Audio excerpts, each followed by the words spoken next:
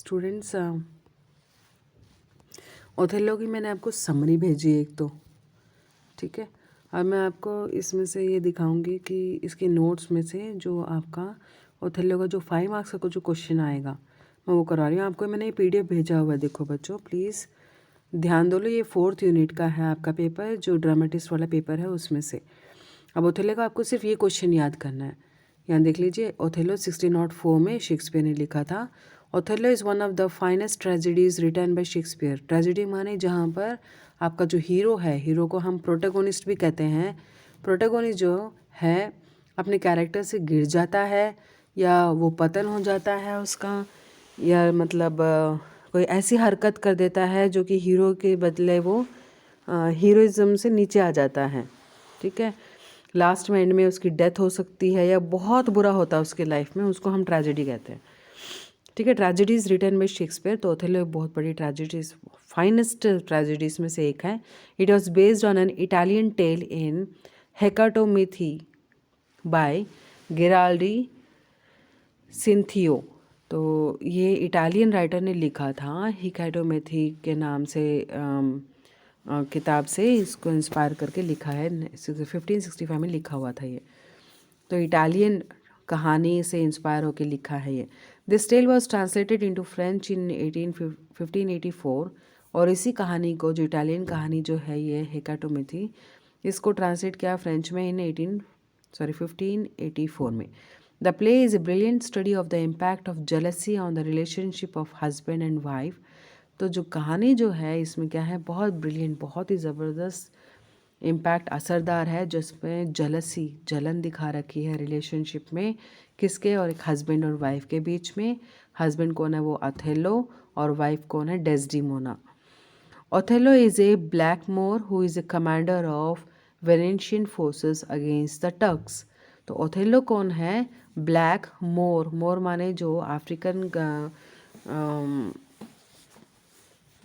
Tribe से है ये, जो ब्लैक होते हैं, बिल्कुल डार्क कॉम्प्लेक्शन का है ये, उनको हम मोर कैटेगरी कहते हैं।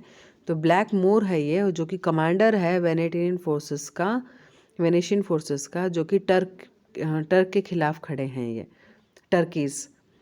He is known for his military prowess. तो ये जो ओथेलो जो है उसकी काबिलियत उस पर किसके लिए है, वो तो मिलिट्री में है ना, जो उसकी काबिलियत की लिए वजह से है वो। He is a very great leader, he is very good at his skills.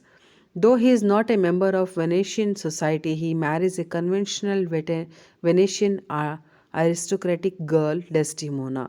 बेशक वो वेनेशियन सोसाइटी से नहीं बिलोंग करता, लेकिन वो वेनेशियन सोसाइटी में से एक लड़की जो कि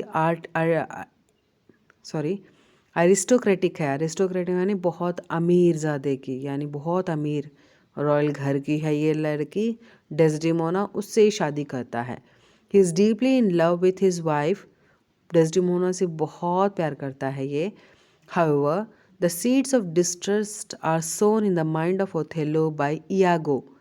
तो लेकिन फिर भी उसके दिमाग में जो है डिस्ट्रस्ट यानी धोखे की जो बीज है, उसके दिमाग में, ओथेलो के दिमाग में कौन बोता है, इयागो बोता है।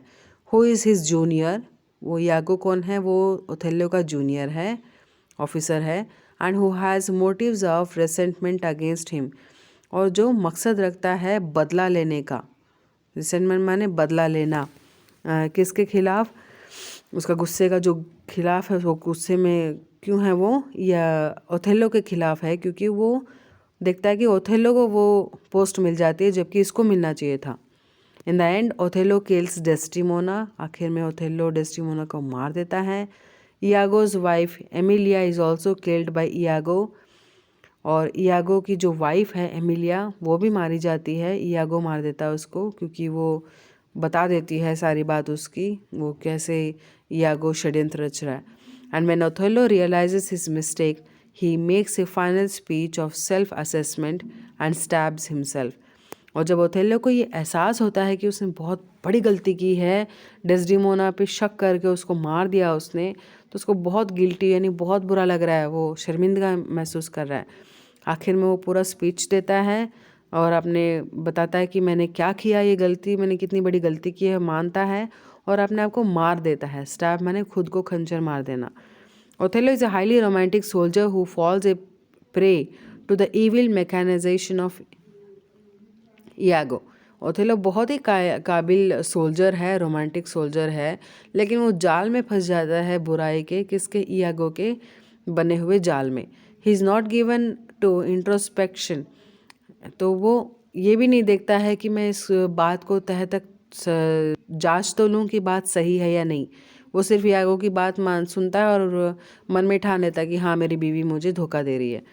That is why he acts without delay and tragedy takes place. और बिना सोचे समझे वो अपने मकसद को कामयाब करता है या मकसद पे काम करने लगता है, जिसके वजह से वो उसकी कहानी जो है ट्रेजेडी में कन्वर्ट हो जाती है. Othello is not only the most well constructed of the tragedy, it is also the most emotional and poetical after Romeo and Juliet. ना सिर्फ वो बहुत अच्छे से लिखे हुआ है ट्रेजेडी है, एक अद्भुत लिखी हुई ट्रेजेडी है, लेकिन इमोशन और पोएटिक फॉर्म में भी वो रोमियो और जूलियट के बराबर है. In the words of David Daiches, Shakespeare explores against some of the paradoxes of good and evil.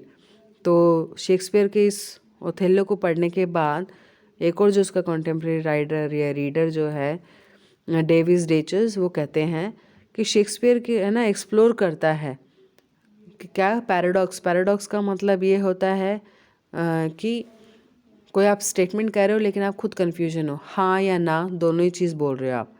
ठीक है, कोरोना बुरा भी है और अच्छा भी है. बुरा इसलिए कि हमें डेथ देखना पड़ता है, अच्छा ये कि हमें एग्ज़ाम्स नहीं देना पड़ रहा. ऑफ गुड एंड एविल, तो कह रहे हैं कि अच्छा और बुरे का दोनों का कॉम्बिनेशन है ओथेलो में. अच्छा कैसे, हीरो बहुत प्यार करता था, लवर था, बहुत अच्छा काबिल सैनिक था. बुरा क्या हुआ, सिर्फ एकमात्र शक के बिना पे उसने इतना बड़ा कांड कर दिया और अपनी बीवी को मार दिया उसने. And the irony of evil being bread out of innocence. तो और दुख क्या है, व्यंग्य क्या हो जाता है इस कहानी का कि एक सिर्फ गलत फहमी की वजह से उसने मासूमियत को ख़त्म कर दिया. The dramatist artistically concentrates on A domestic issue and produces the most relentless and the saddest of his tragedies.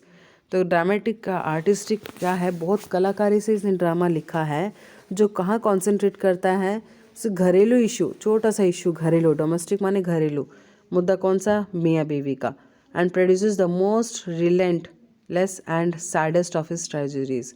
और आखिर में ऐसी ट्रेजेडी यानी जहाँ पर हीरोइन मर जाती है, हीरो मार देता है खुद और फिर खुद पछता के वो खुद अपने आप को मार देता है, तो ट्रेजेडी में कन्वर्ट हो जाता है.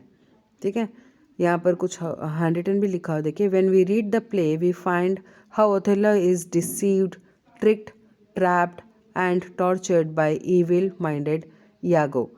तो कैसे हम प्ले जो हम पढ़ते हैं ओथेलो, तो हमें पता लगता है कि कैसे डिसीव माने भटका देना, ट्रिक्ड माने ट्रिक करना, खेल खेलता है यागो इसके साथ, ओथेलो के साथ.